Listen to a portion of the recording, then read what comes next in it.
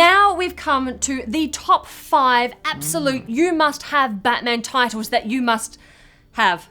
You okay with that one? Yeah, I'll stand by it. Yeah, okay. It's fine. So obviously this is a big call, and not everybody's going to agree with us, especially not in the order. No. Frankly, I don't agree completely with the order that we ended up with, but you know what? Get onto the Facebook, let us know what your top 5 are. But Absolutely. Here is Kapow's top 5 Batman stories that you must have. Indeed. Coming in at number 5, we have Batman Black and White, issue number 1. Now this is an anthology book and it showcases some of the top writers and artists in the field.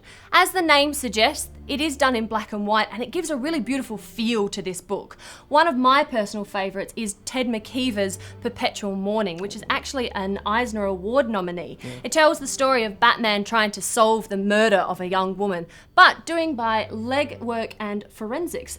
Good old detective stuff like we're used to. It's a real moving story and it definitely deserves to be in our top 5. Absolutely. Now, coming in at number 4, with a bullet, is Alan Moore's The Killing Joke, which hinges on the concept that anyone's life can be completely changed by one bad day. Now, obviously, we know Batman's had this one bad day, and the Joker reveals he has too. And he decides he's going to give the same thing to Jim Gordon. So he, first of all, shoots his daughter Barbara, paralyzing her. Then he kidnaps Gordon, strips him naked, leaves him in a funhouse, shows him all these images of his critically wounded daughter in various stages of undress, all to try and turn him completely insane. Now, this is a great Batman story, and it really focuses on the duality of the Batman and Joker dynamic. It also, and this is a slight niggle for me, but it also, through flashback, shows some backstory on where the Joker came from, his kind of origin story.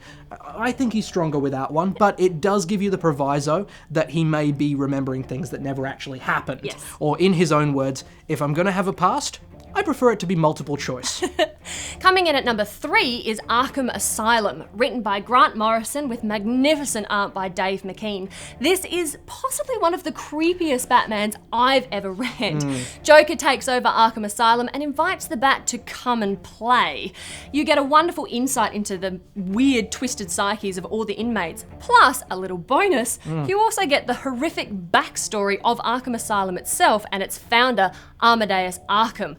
This book will make your skin crawl and the hair stand on end, but it is so worth it. It is magnificent and definitely a seminal Batman work. No, absolutely. It's every page is a masterpiece. It certainly is. Now, coming in at number 2, and I've got to say right now, this is one I argued with. I think this one should be number 1, but it is what it is. So we came down on this to end with Frank Miller's Dark Knight Returns. Now, this is a brilliant, brilliant comic.